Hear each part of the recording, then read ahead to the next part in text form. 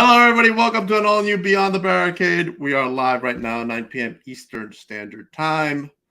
What a weekend I had, bro. Let me tell you. We had NYWC Psycho Circus.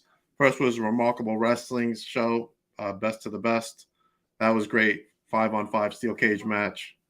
But let me tell you, Psycho Circus was an experience I never got to experience, and it was a great experience. And it's going to lead to this actually March's next big event. As everybody knows, the Big O won that championship, the heavyweight championship, the NYWC heavyweight championship, and now he will be facing Matt Cardona on March 25th. I can't wait to go there, and the Big O will definitely be coming back to talk about that. Another great match that will be. Two broskies colliding. Stay tuned for that. Matt Cardona is no stranger to the NWA. As everybody knows, he was the champion at one point. And let's start off with another NWA champion, but this time he's a current champion. Let's bring on AJ Cazana. How are you? Doing fantastic tonight. How you doing, Bubba? You see how I worked that in there? I did. I do like being compared to Matt Cardona, except I still have my title. That's right. That's what I said. At least he still has his title. Right. Let's start off with how your tag team, the Country Gentlemen, formed and how you guys captured that goal. Let the audience know. Well, we formed at an NWA taping. I think we both had our debut matches in Oak Grove, Kentucky, about a year ago now, and Mr. William Patrick Corgan and one Simon Diamond decided it's like, hey, you guys related, and we looked into it and we found out there may be some relation down the line, and they said, hey, well, we need tag teams. It's like, well, I think we can make something happen. And the Country Gentleman was not our first pick at names. That was one of the names that was thrown at us. And, in professional wrestling, you have to be quick on your feet. Right. And that particular day, I think I might have gotten a little bit sugar-footed. I think that's the right words for it. It was a little slow to reply, and I couldn't come up with anything better. And it's like, that sounds good to me. So we threw us together, said, hey, we'd like to see you in cowboy hats. I said, well, I can take care of that. It's real easy.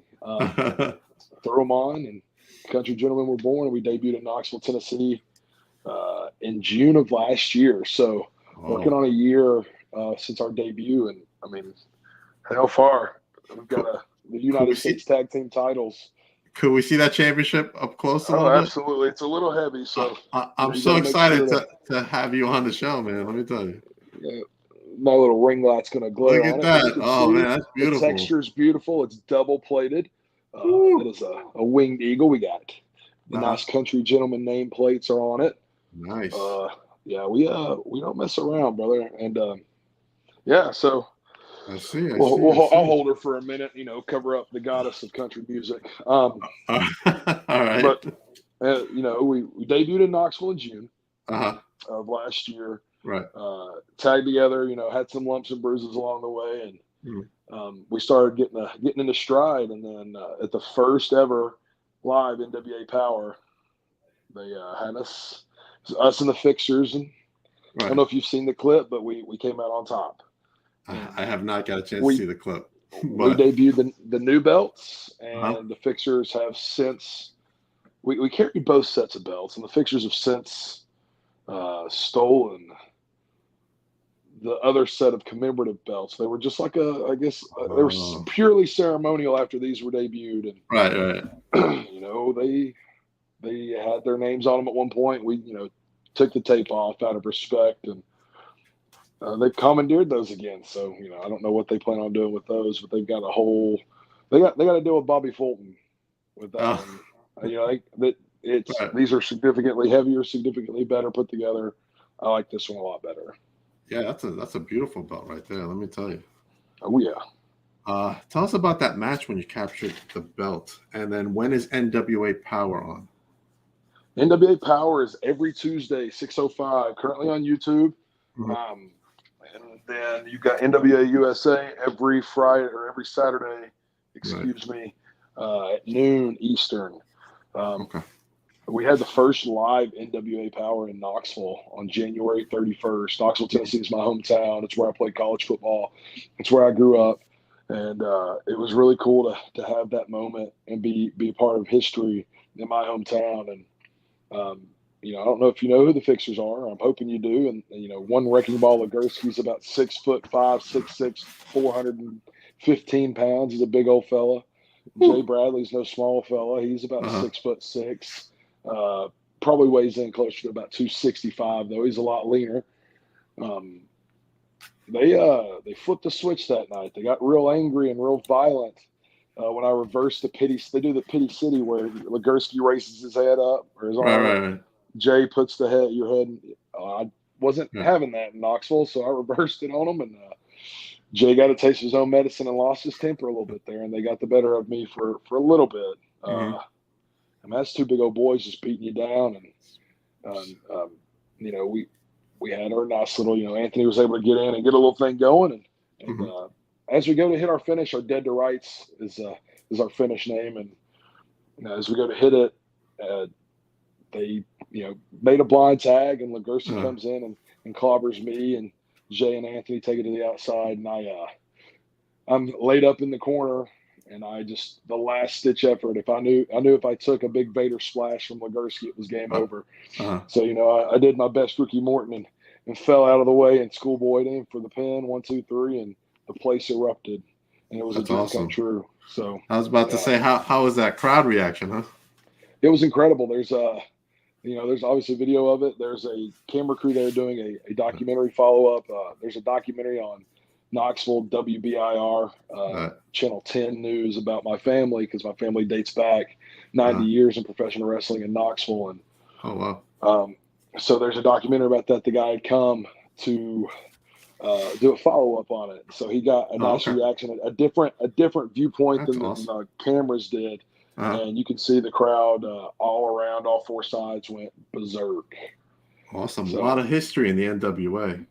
Tons of it. That's what we're about, baby. How does it feel to be a part of that history now? It feels great, man. I mean, the NWA's been around. It'll be 75 years in August. Yeah.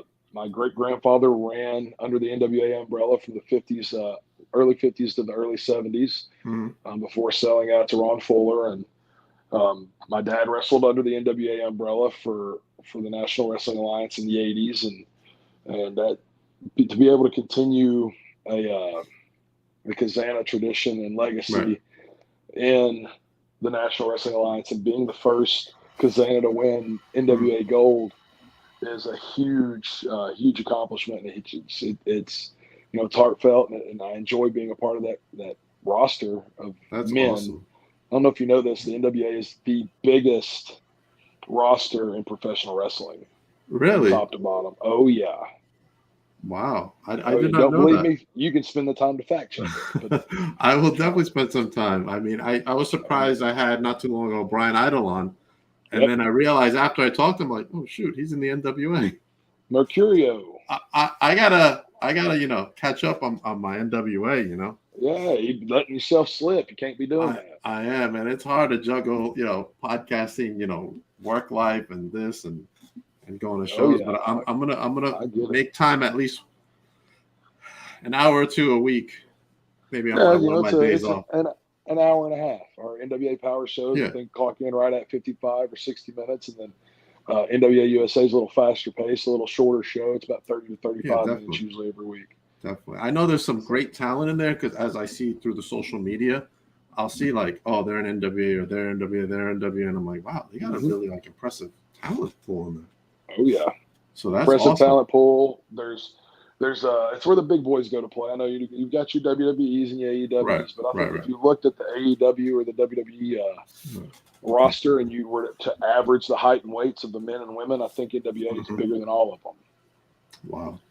Yeah. Definitely a lot of history predating even like WWE in there. So. Oh, for That's sure. Great. For and sure. Billy Corgan owns that company, and much success and great things I hear coming out of NWA, and plus what I'm seeing here and there. Like it's definitely been on my radar to go check it out. So oh yeah, I'm gonna make time, especially since you came on now. Yeah, I mean, You might as well. I know we're currently still doing TV tapings. We'll go do a pay-per-view or something, and then we'll be in a town for a couple of days, do some TV Right. tapings. The ultimate goal is to run once a month, and I think we're going to hit that. Oh, good. At least through I'm thinking through at least August, September. We've got Mexico planned for early March. We'll be in Chicago Oh, wow. in early April, which will be a huge challenge for us. I don't know, the different kinds of wrestling. I know Chicago's a little more indie style wrestling than necessarily the professional national wrestling, the traditional pro wrestling. But we've got great talent. We've got great wrestlers. We've got a talent pool that could do any kind of professional wrestling that you want to see, and that's it's going to be a huge challenge for us. But we get to showcase a little different side of the NWA up in Chicago, and then they're going on a nice 2-week Australia tour at the end of April. So I know we got dates tentatively scheduled through the rest of the year. So their ultimate goal is to start running once a month, and then eventually I would assume they're going to want to build up kind of that early TNA impact. I guess running weekly, running bi-weekly, whatever we've got to do. But once a month's a huge step in the right direction for sure. Awesome. Yeah, definitely I'm definitely going to put on my list there. I'm going to be seeing Cardona soon. Anyway, you got to catch up on what he's been doing, because he is gold. It's hard to catch up with him. He's all over the place. Yeah, he's all over the place. He's doing some stuff that he's doing a lot of everything. Actually, you've seen him do so much different stuff. And I don't know if you know this, but NYWC out here in Long Island is his home. That's where he started from. So I know. That's great. I've been in that promoter's inbox before. Oh, you've been in NYWC? Oh yeah. I'm trying to get up. We have a goal. Me and Anthony, my tag team partner, have a goal to defend these championships in the Continental 48 by the end of the year. Okay, awesome. We're starting the tour. We just got them in January. At the end of January. It's been about 3 weeks now. We're going to start the tour Sunday. Our first challenge is we'll be in Kentucky Sunday. A couple weeks later, we'll be in Tennessee. We've got dates tentatively scheduled for Utah, which is I knew it's going to be a hard one to get. Montana's always going to be hard, but we've got Texas as well. As long as we can retain through September, we'll be in Texas defending them. So a couple North Carolina dates and stuff here and there, and I'd love to get up to New York. I've heard great things about New York wrestling. That's the birthplace of the WWE. So. It is absolutely. Please let me know when you're going to be up here in New York. Just absolutely. Let me know. All right, let's jump out of NWA and jump into some of your origins. Let's talk about how you fell in love with this wonderful world that we call wrestling, that brings people together. Because it does. It brings people together. It does. It brings people together. It separates them. I think that could be said about anything in life, though. It just depends on who you talk to. Definitely. I mean, I'm at work and I'm like, Anthony, I'm talking to someone about wrestling, and then someone else will come by and they're like, wait, I watch wrestling too. Did you see what happened last night? Blah, blah, or hey, this, that, whether. So what I'm saying? I think wrestling is a taboo thing. I think people, it's very, to like wrestling, especially nowadays, is very taboo. Because of the curtain being pulled back by I don't feel that way here in New York. I feel like once you say wrestling, people jump in. Like even my boss at work, he's like, they're not out there projecting that they're huge wrestling fans. They're just, once you mention it, they're like, right. Wait, I can be comfortable and be myself around somebody. Cool, let me do that. So I see a lot of that, but But as far as my origins in professional wrestling, man, like I started, my dad was in it from when I was wee little lad, and he traveled all over, and I was subjected to it early on, and I love wrestling and watched it, and I remember sitting in the crowd with guys like Mr. Fuji.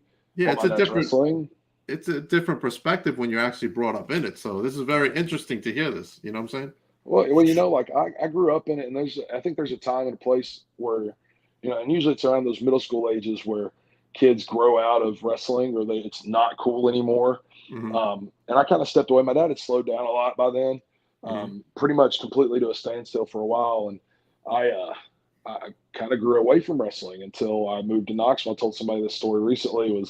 I transferred to a school in Knoxville, a K through 12 private school, to play football. And when I got here, there was a guy by the name of James Logan. He's one of my best friends in the world, still to this day. And I talk to him every day. And he was a big fan of wrestling, and he's from Knoxville. And somehow, some way, the connection was made through another guy that was there. So he started coaching the time that I transferred in. So he was coaching the middle school team at the high school that I was coaching. We were all consolidated on the one campus. Right. And then somebody that he was coaching with, and he knew that guy graduated from the same school. We all graduated from the same school, but he graduated from there a couple years earlier. And his dad actually was really close personal friends with my dad through wrestling. And he was a wrestler here in Knoxville and everything.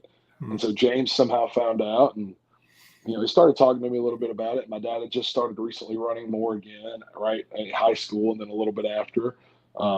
After my short stint at UT, I got back to CAK where I started coaching with James. Right. And then I think from there, my love for wrestling, I was getting put back into it, helping Dad set up his shows and do his stuff there. And then I was kind of put more back into it when James would ask me things and we'd watch it together. And I think, James probably has seen the reason my love for professional wrestling was rekindled, and that's a unique story because, like I said, I grew away from wrestling. There was no pressure for me to ever wrestle. My dad didn't want me to wrestle, which I think I think that's said a lot about a lot of generational kids that are in the business. Like, well, we were never pressured to be in it. It's a tough business to be in. You put your body through a lot. Put your body through a lot. You're on traveling, the road a lot. Yeah, on the road, absolutely. And I mean, 300 days a year was what they were doing back in the 80s and 90s. And if you make it to the big leagues now, it's a little easier as far as the travel schedule. Bit, yes. But it's still it's a tough business. And but yeah, and then there was a moment where my dad asked me to be a part of his retirement match, and we were at the show, and there was a spot, and it was the closest thing that I got to running through the Power T at UT before a football game. Like the feeling, the high that you get from that experience, and I kind of that ignited my want to be in the business, and want to be a professional wrestler. And then it's like I talked to Dad. Dad, he didn't necessarily refuse to train me, but he knew that I was going to be a stubborn, bullheaded butthole. Right. Keep it PG. And you can curse him, but it's all right. He taught me the basics and stuff, and then he's like, dude, if you're not going to listen, I can't teach you much more. And eventually, I sought out Dr. Tom Pritchard here in Knoxville. JPWA had just opened. About the time I got back into it, and man, you can't be trained by a better person in the world than Tom Pritchard. And absolutely, if there's anybody I was going to train you, it's him. Oh. Beyond a legend. Beyond a legend, legendary status. Oh yeah. He is one of the greatest men on earth, regardless of what anybody says. He is the greatest professional wrestling trainer on earth, regardless of what he says. And it was very fortunate for me to be trained by him. I think they all get humble. I know a couple of professional wrestler trainers like Mike Mondo. Doc doesn't like being told, being put over. He doesn't like being called the best. Right. But I can't think of anybody I can't think of anybody that I've seen their training regiment and I've been like, oh, that's way better than what Doc's doing. You know what I mean? So as far as what he does to get people ready from, I mean, he's trained guys like The Rock and Kurt Angle and Vince, and me and Silas Mason he's trained, and Kenzie Page and Ivy Niles and Channing Loren. They're still with the WWE now, and I mean, there's tons of people that he's had a hand in training through FCW and the Performance Center that have been top of the game. And then, of course, he's got, you've got anybody that wants to try wrestling, JPWA is open to a lot of people. And you're going to find out really quick, though, if you're made for it or not, because he's not going to, there's no BS in there. No, he's not going to take it easy on you. He's going to train you. I think he knows, you can't train everybody the same. You can't coach everybody the same. And he knows he's not coaching The Rock. There may be a Rock come through there one day. There may be one, yeah. I'm hoping my son might be one. So, but he knows he's not going to get that generational kid that's a 4-year letterman at the University of Miami every single class. So Mhm. he's turning out wrestlers that are out there wrestling that are doing a good job, that are safe, dependable, Right. and pretty damn good at what they do. I would like to include myself in that, but I'll let As other well, you people say. should. I'll let other people say good things about me. I'll just bury myself. I mean, I agree. You have to be dependable. If you're booked for a show and you just don't show up because Hmm. you just can't show up for whatever reason, like you're undependable. You got to You Oh got to yeah. go. You got to show that that's what you want to do. You know Hmm. what I'm saying? And And that's you the can't. hardest part of it. Is like my brother just got into professional wrestling. I was talking to Doc about it today.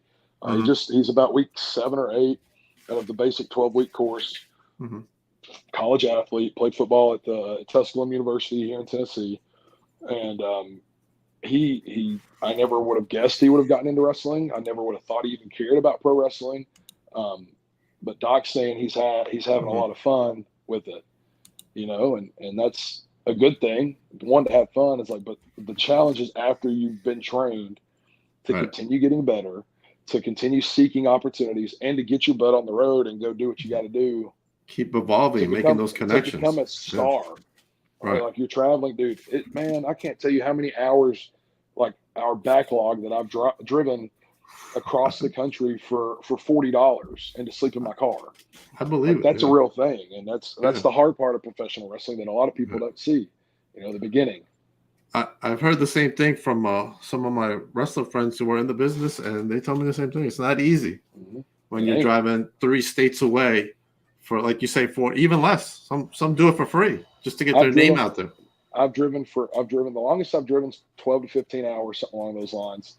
Um, that we drove down to Fort Myers, Florida. That was about 12 hours, I think. And Hmm. then, but like, we're fortunate enough to have friends in the area that we got to go stay with. And that's the biggest thing: making connections, making sure that people like you, being Right. a decent person, to Right. where like you can make at least connections and acquaintances in wrestling that'll be like, hey man, if you need a place to crash on my couch, You can I crash got here. you. Right. Right. Right. And that's a big thing that like it's tough, man. This business isn't for everybody to be a part of, and that's a hard thing for people to hear. And I said this on a podcast the other day, and this is one of my favorite quotes that Dr. Tom's ever said: is that good people want to be told they're great, great people want to be told the truth. And that's one of the few truths in professional wrestling, is that it's True. not everybody's cut out for it. And that's a tough thing. Like a lot of people are great in ring, great on the mat. They don't want to travel. They don't want to put in the extra effort in the gym. They don't want to Right. do whatever. But they could still be great at wrestling. They're Right. not going to do. They're going to end up being the hometown guy that drives 40 miles to wrestle because they don't want to drive more than an hour. You know what I mean? And Yeah. it's a You're tough not thing gonna to swallow, but you're not gonna make it if you don't do right, you have to put in the work, that. man, and it's Not. the back stuff. It's the back. It's You know. wrestling's this much of the business. The rest of it is mostly travel and just not being a piece of crap. Right. Travel, training, Be a good learning. person. Yeah. Being a good person. Hmm. Absolutely. I agree. I mean, there's some rotten apples there here and there, but Oh yeah, but I agree. wrestling's You a good should community, be a good man. person. Yeah. There's a ton of different types of people in professional wrestling, a ton of different identities, and a ton of different Right. beliefs. And the best thing about it is that we're all drawn together by the same Same. entity, and we Right. we can all at least get along and coexist in our world for the most part. Unless you are just an Mm, absolutely terrible person. right. I agree So, with that. All right. Let's jump out of training for a moment and let's mhm. talk about your favorite opponent you've wrestled Ooh, and why. man, I don't have the slightest clue who my favorite would be. Which weird, like Silas Mason's one of my favorite training partners. Hmm. But we've only had one match together, and it was okay. It wasn't the greatest match we've ever been a part of, but we both Right. had a lot of fun in it, and I trust him dearly. Um, like Colby Carino, I wrestled Colby Carino twice. That was a fun match, both of them. Right. He's one of my favorite opponents, but man, there's just ooh, Rock and Roll Express are always fun. Being in Okay. matches with those, there's also a local tag team that's getting out there a little more and more. They've been around for a couple years now. Hmm. The Stew Crew out of Coalfield, Tennessee. Hmm. Dylan and Zach Stewart, and they're both big guys. Zach was a University of Tennessee volunteer, and Dylan Right. also played high school football, was very successful. Zach's about 6'6", Right. 320 right now. Dylan's about 6'2", 240, 230. So they're both big boys, Wow. and you Yeah. get to do some stuff with them. I'm trying to pinpoint. I'm talking myself through trying to pinpoint one Trying to actual. find someone that's right. You It's know, okay. It's okay if you can't think of one. I can't. I can't. I don't know if it's not just one. There's so many things that make a So great many. match. And I think my favorite match to date um, was it was me versus RT3. And like when I think of like my favorite match, like everything just worked perfectly. The build up to Everything it was clicked. at his high school. His school he graduated from is the first show that they'd done there in 10 years. There's about 700 or 800 people there. Most of them kids, so it was loud. It was the main event for the title that we had built this story, and it was a no DQ match. And I was like, this is about to be. I came through the curtain, immediate boos everywhere. It was fantastic. Couldn't hear myself think. A When lot he of heat came on through, they dimmed the lights. you. They had a spotlight on him. And as soon as he bust through, man, it was the building like erupted, screams and like cheers from children, and like I'm like squatted in the corners. Like if I like have chills like this here, I've got to get to WrestleMania.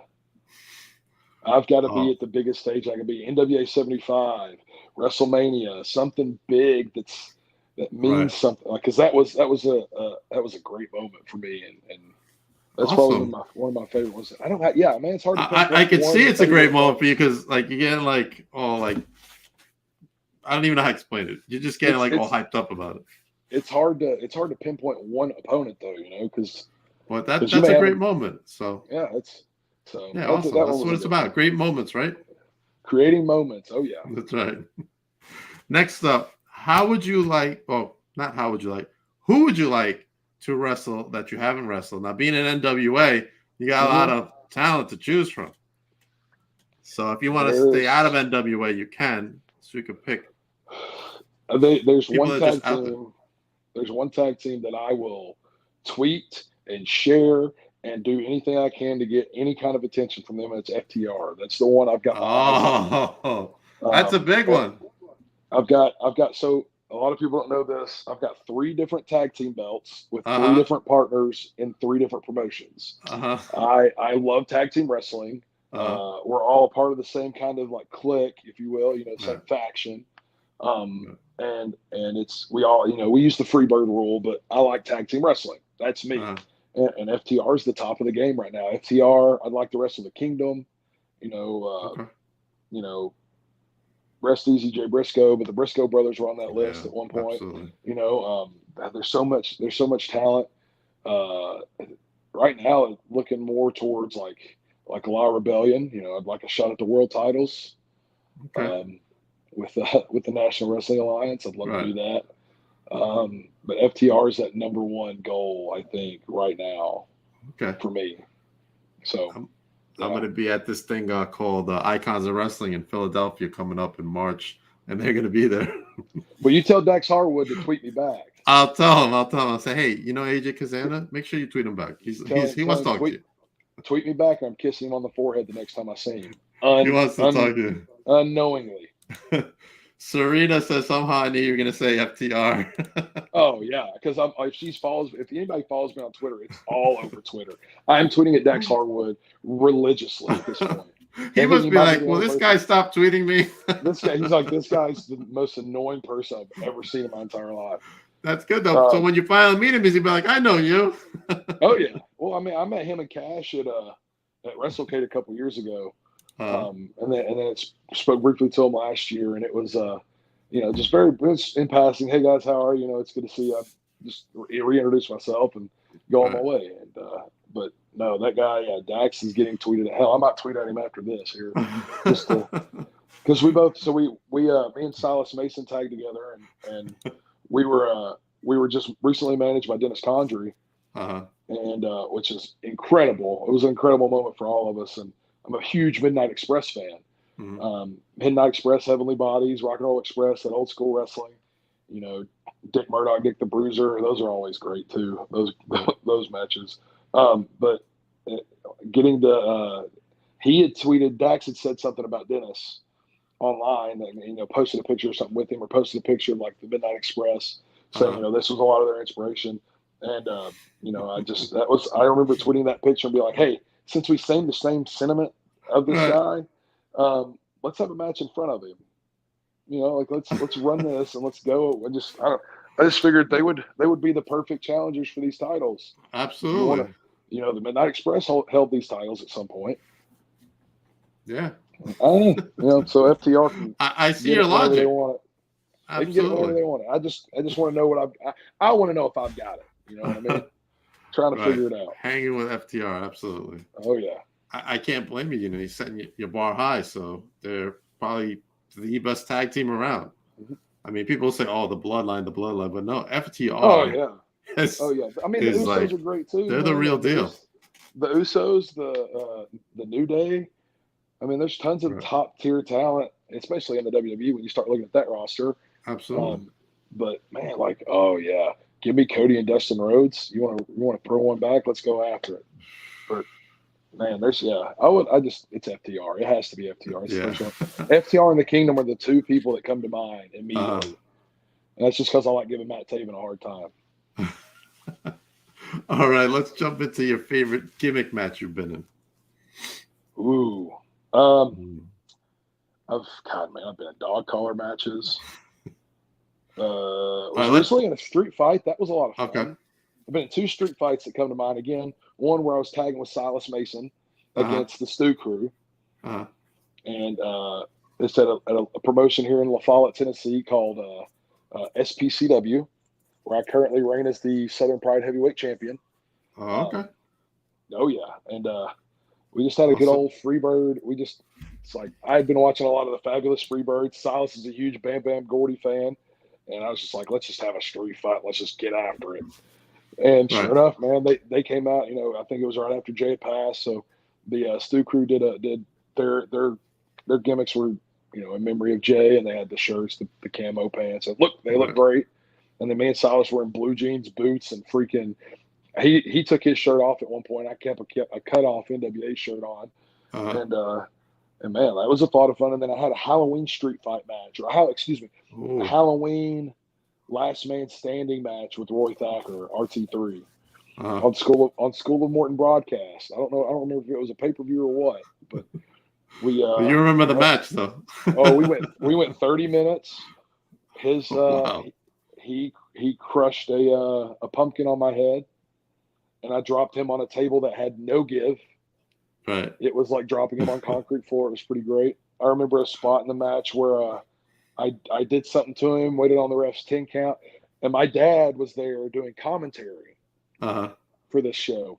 So I go and sit at the commentary table while the refs count to 10 and just talk smack about RT3. So that was a lot of fun. I think that match sounds like fun. Oh yeah. Street fights are always fun, dude. Always. All right, let's talk about how about a gimmick match you want to be in that you haven't been in. Oof. I'm sure there's one out there that you haven't been in. Oh, there's tons out there that I haven't been. I've never been in a ladder match. Scared of heights. Oh, okay. So that's a. That's funny because I thought you would have. That's one you would have been in. Never been in a ladder match. I've been in cage matches. They're always fun. How about a scaffold match? Absolutely not. Nope. No, definitely not. Right? It's that. This has to look right for that.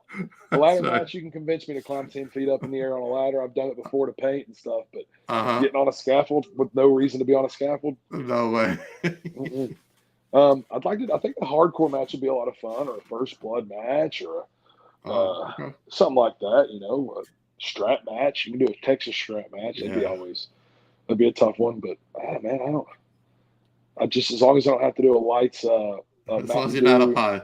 As long as it's not the Mountain Dew. What did WWE just do? The Mountain Dew. The lights out match. Yeah, that one. I don't want that one. No. I can't see in the dark either. I don't. Well, they had them all in neon, so you would have still been able to see them. I mean, LA Knight wore neon. Bray just had something on his head or his face. Yeah. That's a terrifying. You can still see each other. Come on. One that this would. They're doing it again, so you know. Oh, I didn't know. At MSG coming up. Oh, goodness. Out here in New York. There's the blindfold match. where you put the black hood. Oh, yeah. I think that one would be a lot of fun. That would be a lot of fun. A lot of fun. So that might be one I'd be like, yeah, let's do that one. Let's see if we can get that over. All right, let's jump out of wrestling for a moment. What do you like to do for fun? Do you collect stuff, music, movies? I work out. You work out, okay. I work out. I travel. Okay, I work out too. Yeah, that's it. It's my hobby. Work out, train. It's very stressful. I love food. Food is my Achilles heel. It's my crutch in life, and that's a thing to reprogram your body to not want to like have cravings. But I like trying new foods. I like eating a good steak. I'm a steak connoisseur. I like going to Brazilian steakhouses. Oh, getting some of the Brazilian steak that they. Oh yeah, man. Oh, when they do the it's called I know how to say it because I'm Spanish. Churrasqueria. Mm-hmm. You know what that is? Mm-hmm. When they bring the different meats. Oh yeah. That's the only. And it's like, I'll pay. You want some more? Oh yeah. You want some more? They give you the little coins. You flip it over. Green means go, red means stop. I haven't been to one of those in years. I'm trying to watch what I eat, but I think I'm drawing back to it. We've got one over about 10 or 15 minutes where I live. I haven't been to it. It's brand new. Man, I try to find one everywhere I go just so I know that it's there. There's some good ones on Long Island. If you're out here, just let me know. I'll point you in the right direction. Absolutely, I will. Dude, I don't know, man. I don't collect. I've gotten into 3D printing lately. Oh, okay. I bought a 3D printer and I tried to get into that and figure that out. And so that's been kind of a hobby lately. And I play video games occasionally, and are you a Marvel guy?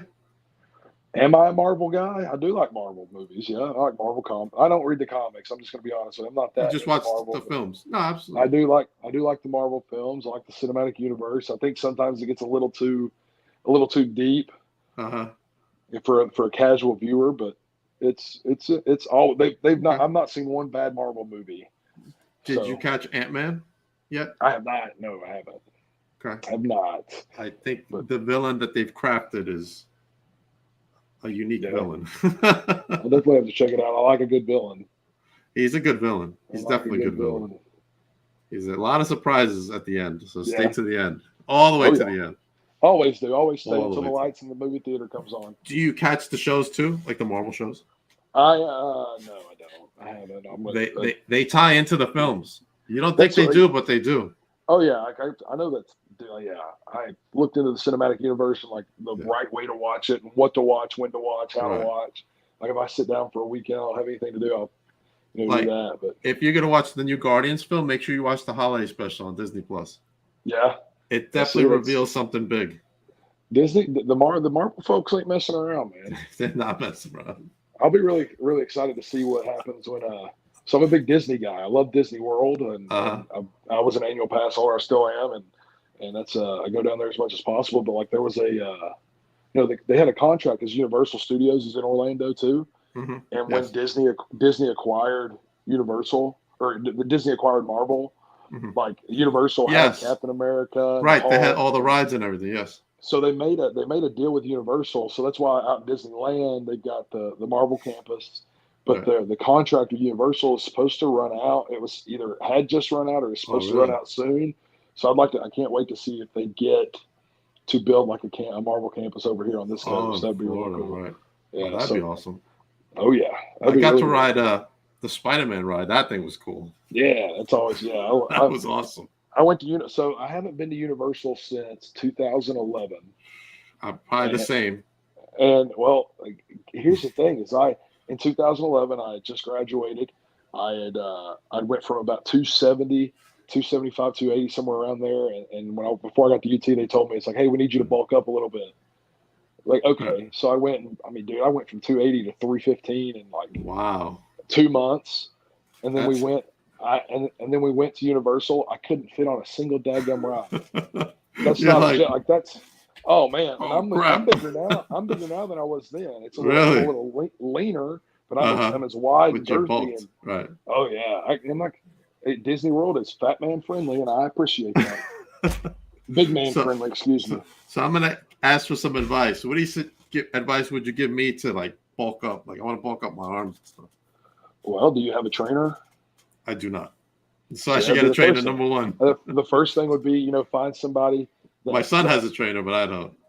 find somebody that like you can talk to and you can say, hey, my goals are to increase muscle mass Right. and maybe Reduce lose a fat, little obviously. fat, right? And that's the hardest thing is that I've seen is like taking. So you see when bodybuilders and like competitors and stuff and athletes, they'll bulk and cut, and they'll do different cycles of bulking and cutting and bulking Right. and cutting versus like recompositioning.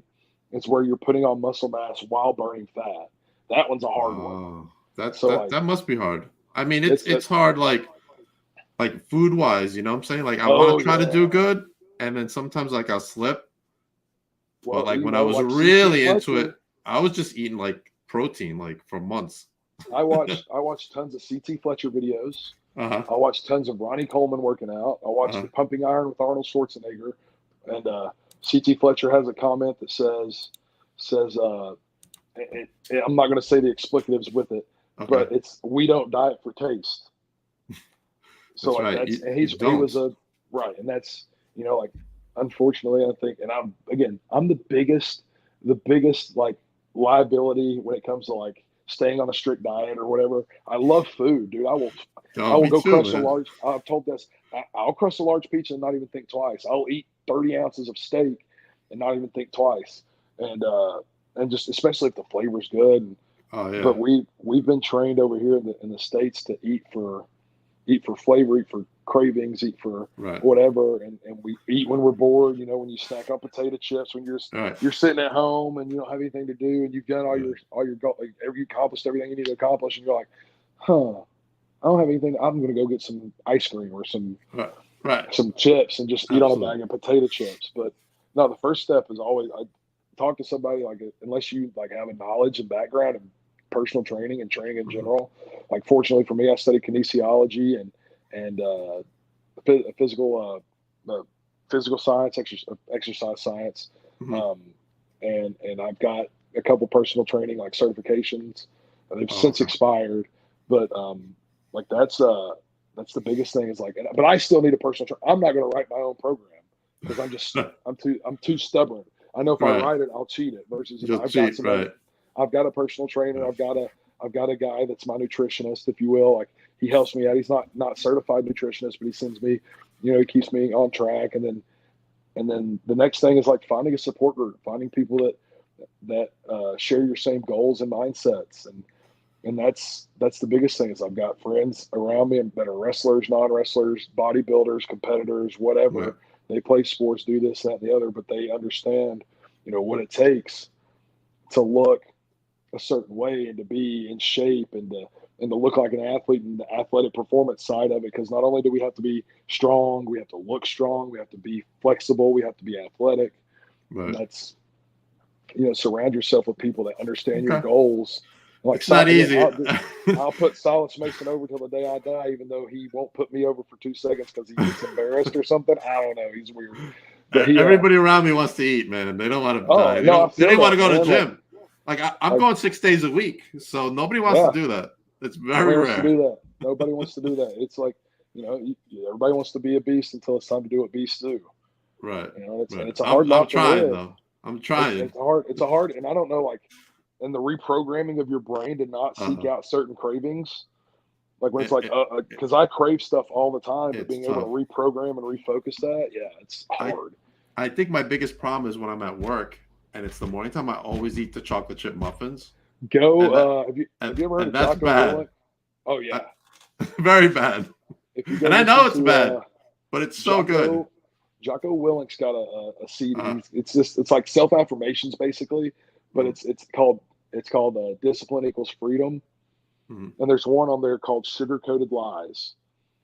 And for my big weight cut, I cut from like 315 to 270, like when I first started wrestling, and that was in my headphones at least 5, 6, 7 times a day, or at least like I played through my because it's like Sugar Coated Lies. It's like, oh yeah, of course you need those donuts, those chocolate covered donuts with sprinkles because they're free, right? So you practically have to eat one, They're just sitting there in the break room waiting on you to eat it. And it's like wrong, dead wrong. Right. You don't need that garbage. That's poison. And That's you what could I ask people I need. worked with, man, you could ask people like somebody would bring in like Krispy Kreme donuts on like National Donut Day or whatever. I know. And so they would offer me one. I was like, nope, that's poison. Not I going to do eat the it. same thing. There's As always like as I'm eating my tuna and chicken. there's always cake being brought in for whatever occasion at work, whether it be your anniversary, your work anniversary, your birthday. I'm Oh like, yeah, I can't it's have any. so I can't hard. have any. And It's so tough. I work part time at a restaurant right now, Mm-hmm. and so and we've got every kind of food you can think of, brother. And Oh. it's hard to stay away from that. And it's good food. It's not just like, here's So a you're surrounded by food. Oh yeah, but I'm fortunate enough to be like, hey, I just need chicken and a sweet potato, please, and I'll just I'm satiate surrounded myself. by it too, man. I'm a Walmart manager, so I run the food area, like that whole food and health and beauty area. And you walk by one of the Little Debbie's. It's like for St. Patrick's Day, and you're like, no, I didn't know they started making cream-filled shamrocks. It's just the chocolate chip muffins. I can't get away from it. I tried though. That's all you just go. I brought in some fruit here and there to try to offset it. Your body can last for like 3 days without food. Oh, I think if I just got that garbage. Because I like a lot of like protein, because I'll make it instead of like tacos, like I'll eat like just the beef. Like I'll make a lot of the beef and just eat that with like whatever the spice stuff on it to get it spicy. Oh yeah, it's all pure beef and beans in it. Protein first, then like your what did you tell me? It was protein, then like your fats, and then your carbs. Like, because protein typically will fill you up more than anything else. So like I found myself eating like this diet that we're on. Like if I eat, it's what is it? It's 24 ounces of like meat protein. Mm-hmm. So like chicken, red meat, turkey, and man, like it's hard because you can eat a lot of protein and get full. Oh yeah, like I could eat easily all of that protein, and that's usually what I'll eat. Like I'll eat the 8 ounce. And by lunch, man, I'm eating the chicken, and by the time I'm done eating the chicken, I'm like, this is terrible. I can't eat anymore. And then by the end of the day, you're like sitting at 1,700 calories, and you're supposed to eat 2,500 or 3,000, and it's like, what the frick is going on? I know. It's like you're pounding protein shakes and you're stuffing yourself with that stuff, and you're like, what? I know what you're talking about. Yeah, because I was like 90 pounds heavier, and I lost 90 pounds of pure fat, which is great to get to where I am. The hardest part is getting through the plateau, because bigger guys. I had a buddy, James, was 365 when we all got into powerlifting randomly for whatever reason. We weren't competing. We just wanted to be really super strong. We're like, if we're gonna be big, we might as well be strong. Be strong, right? So like we go eat all you can eat tacos down at the taco place, and then go back and work out, and just he was 365, and I remember he got down to 265. He lost 100 pounds, but that 280 area to like right around 295, that was the hardest part, because bigger guys lose weight easier, and once you hit that plateau, he struggled for a little bit, but he just kept on it. So props to him for sure, because that's a hard thing to bust through. That's tough. Yes, we were all really freaking strong though, so that was really cool at the time. That's awesome. Man, we've gone way off topic talking about bodybuilding and food. Man, it's the best kind of podcast, isn't it? That's right. Have fun. It'd be entertaining. That's all I need to do. That's all I try to know. I try to have fun here and there. Oh, you have to. Life's too short to not have fun. Absolutely. Let's go into. I know it's already been like an hour, so I want to go into, and hopefully you can come back some other time. Anytime later on in the year. But I love rib stories. I want a good rib story from you. What is the best rib that was played on you, and one that you played, if any? Man, it's hard in 2023 to play ribs on people. A lot of gear stuff. It's like you hear some of the stories from the freaking from the 80s. Yeah, right. And it's like, you do that nowadays, you're either going to jail or you're going to piss somebody off, and they're going to go to Twitter and you're going to get canceled. Right. The biggest, and there's, we don't rib each other too much. We mess with each other all the time. and Okay. like we'll joke with each other, and like, oh man, I'm trying to. The best one I can think of that was pulled on me. I think it was unintentional. One, I don't think he meant to do it. We were in New Orleans. It was Mhm. me, Silas, and Gustavo Aguilar, and we went down before Hard Times. We went down a day or two before Hard Times just to go explore the city and whatever. Mhm. And he we went out on Bourbon Street just to check it out, see what it was about. We get to a karaoke bar. If you ever get to have Silas Mason on here, he is a performer. He's an entertainer. He's just Uh-huh. he's an all around goofy guy. Like, but he's entertaining as hell. And he was in a Awesome. band. A lot of people don't know that. He used to. He's got music that's been on radio stations and everything. And Right. we go to this karaoke bar, and they've got a deal apparently. Like he's on the board, but he keeps getting jumped by people. And I was like, and we go and figure out what's going on. It's like, well, if you slide so much money to the lady, she'll put you up next. And I Uh-huh. looked at him. I said, if you promise me that you'll have, like you'll, I was like, dude, you know what? I was like, here's this money. Please Right. go do this. Like, and sure enough, like Uh-huh. he gets, oh man, he gets up there. It's the best money I spent all night by far. He gets up there. He sings Rebel Yell by Billy Idol Uh-huh. and kills it. Uh-huh. The crowd's going nuts. And so Oh he's wow. riding this high. He sings another song, like the DJ or whatever asks him to stay up. So he sings another song. Uh, And he, as we're leaving, because at this point, let me paint the picture for you. okay. I'm in my snakeskin boots, some tight jeans, a nice shirt. My hat's on. I look good. Silas is wearing a pretty tight shirt. He's wearing the short, like not necessarily too crazy short, but like shorter cargo shorts. Uh-huh. He's got Oh man. high tube socks on. I mean, he's dressed like a dad. He's got a dad hat. Right. He's got the New Balance Uh-huh. 2420s or what 4240. I don't know what the white shoes that you cut grass in. Right. Fanny packs a full blaze. We're all wearing our fanny packs, but his fanny pack was full blaze. He's cranking out Rebel Yell, and he's just riding Uh, this high from performing, and he's like breathing heavy, sweating. And we get outside, and he says something to me. It's like, all right, man. He's like, hey, well, let's go back to the hotel. Let's get some sleep. We got to be in. We got to uh, drive. Whatever. We got to go to the next hotel or whatever tomorrow. So let's go back, get some sleep. Just we'll be good. And as we're leaving, he grabs like my back pocket, and mhm. he said, Cazana, that's the greatest idea you've ever had, and like pulls on my back pocket Uh-huh. and rips the ass out of my jeans. Oh man. And mind you, I don't know how deep into detail you want me to go, but I was not wearing regular underwear.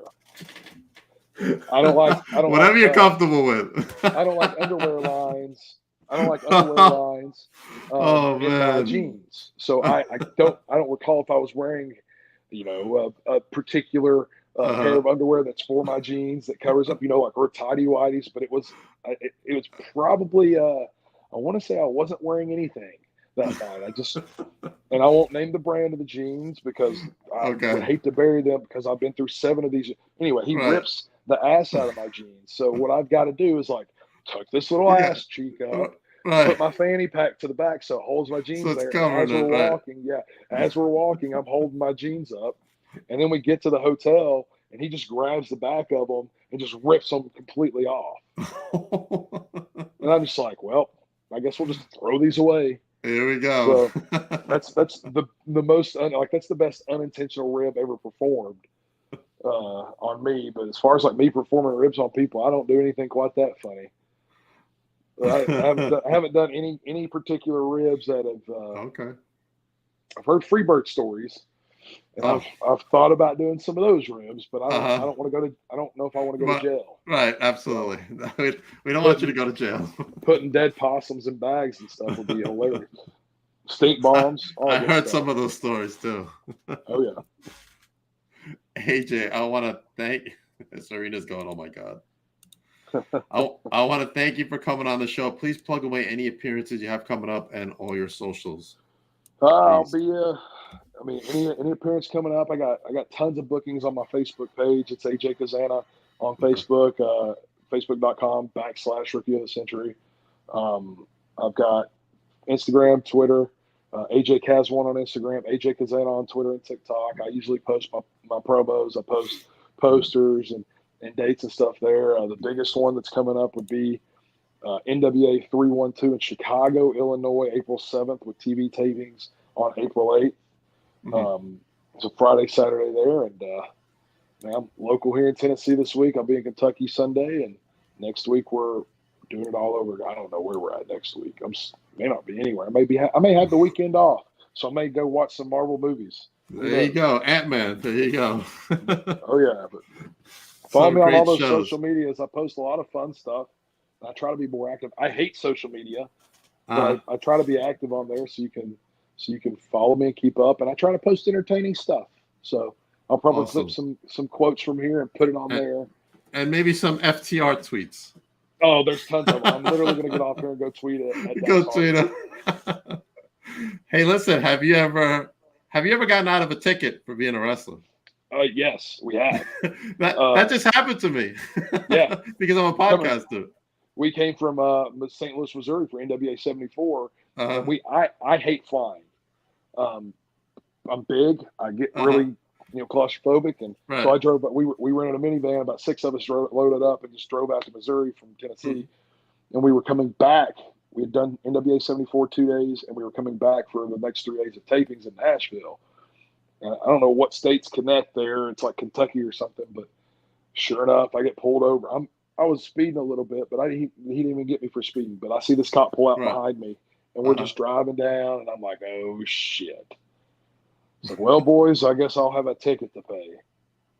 And we pull off. I pulled off the interstate, and I turned and just drove just to try to, get away from him or whatever.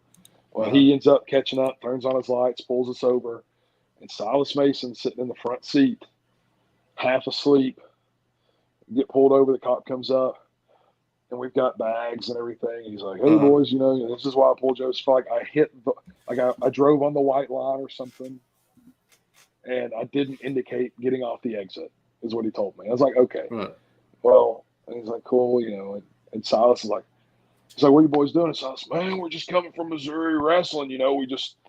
We just want it. We're just on our way to Nashville." He's like, "Oh, you guys are wrestlers." And Silas has his phone out. And he's like, "Yeah, look, here's where I wrestled Davey Richards and just yesterday." He's got the poster pulled up, and the guy's like, "Holy crap!" He said, "Man, that's real cool." He's like, "Well, he's like, look, you mind if I have your ID?" He took my ID, checked the insurance on the rental or whatever, and sure enough, he comes back. He said, "Look," he said, "just keep her between the white and the yellow, and use your blanket. That's all I can have ask. A good night. You boys have a good day. Get to Nashville safely." I was like, "Oh my god!" Oh man, that's awesome. If we were normal people, we would have had a ticket. If Silas Mason had said, "Look here, we're wrestlers." So, absolutely. I was coming home from a wrestling show on Friday night with my son, my friend, and his son, and I'm getting right near his complex, and the cop pulls me over and says I blew the stop sign. I'm like, I didn't blow the stop sign. But he's like, license. I give him my license. I'm like, fumbling because I'm trying to find my PBA card. I'm like, what the hell is my PBA card? So I give him the license. He comes back. He's like, where are you guys coming from? I'm like, well, we just came back from a wrestling show from Deer Park over here. He's like, are any of you guys wrestlers? I'm like, no. And then he sees he has to run my plate. My plate says Papa Dank. Yeah. So he's like, who's Papa Dank? And I go, it's me. I'm Papa Dank. I'm a podcast. I interview wrestlers all over the world. He's like, you do? That's interesting. He's like, all right, you have a good night. You have a good night. I said, hey, don't forget to subscribe. Like and subscribe and hit that notification bell, if you will. That's why I was wondering if that ever happened to you, because that was a first for me. I usually have my cowboy hat up in the somewhere to be seen. So, I try to stay away from the police officers. They got to. Me too. It's like I'm the least of your worries. I'm probably one of the safest men on earth. I follow the law. I just speed a little bit, okay? So I stay out of trouble, man. Stay out of trouble. There's other things you can handle. You see AJ Cazana on the road, he'll slow down. Absolutely. Let me plug away some stuff real quick. Absolutely. On Wednesday, I have Michael Larkin joining me. He's a fellow podcaster, and he works for CCW and LFC, doing commentary for them. So, and announcing. So make sure you stay tuned for that this week, as well as Dominic Stuckley. He'll be on here Thursday, March 2nd at 8. I'm very, very busy this week. I got Chaos coming on Thursday. And the big announcement coming in June. I'll have Billy Starks coming on the podcast. You had to schedule her all the way out in June. Listen, when you get some talent, you got to get them when they're available. She wasn't available till June, so I had to take it. I know. I can see all her stuff all the time, and she is all over the place. She's great. She is all over the place. I will also be at the big horror event coming up this week with wrestler Robbie Rebel, actually coming up on the 11th of March right here in Queens, New York. A lot of guests going to be there. And the one we were talking about before, Icons of Wrestling Spring Fling. I'll be there with Robbie, and FTR will be at that one, so I'm going to have to pass on the little note there. Yeah. You tell Dex Harwood to hit me up. I will. I also got Victory Pro Wrestling coming up on April 15th. It's our big Blood, Sweat, and Anniversary show. Make sure you go to victoryprowrestling.com to get your tickets and or sponsor a wrestler, because it's very important to sponsor wrestlers, right, AJ? Sponsor me. Hell, bring me sponsor in. AJ. Bring him over to VPW. Bring some Southern wrestling in, baby. That's right. We got some good talent in there in that federation. But that's where I film my vlog interaction featuring the 23-6 YouTube Heavyweight Championship. Look at that title, AJ. So what's the 23-6? I need to know. It's defended 23 hours a day, 6 days a week. You choose the hour you want to sleep in, and it's Sundays off for the champion. And that beautiful belt is handcrafted from a bushman in Australia. Nice. True story, AJ. True story. Nice. AJ, thank you once again to come on the show. I appreciate you. We'll definitely reach out to you to come back sometime this year. We'll talk more stuff because this hour flew by. So absolutely, I appreciate you. Make sure you guys follow AJ. Make sure you check out NWA because it's just got a lot of history. And National Wrestling Alliance, baby, where the big boys come to play. And AJ's in it. Says it best. He says, get your daddies out of the kitchen, or your mama's out of the field and your daddy's out of the kitchen, because the National Wrestling Alliance is what y'all been missing. All Silas right. Mason 101 right there. Everybody have a good night. AJ, stick around as soon as we end the broadcast. Everybody else have a good night, and we'll see you soon. Hopefully tomorrow night we'll have our Jocelyn back, because she's in like a tornado warning, so she had to cancel. So yeah, it's scary. Yeah, it's scary. All right, guys, have a good night.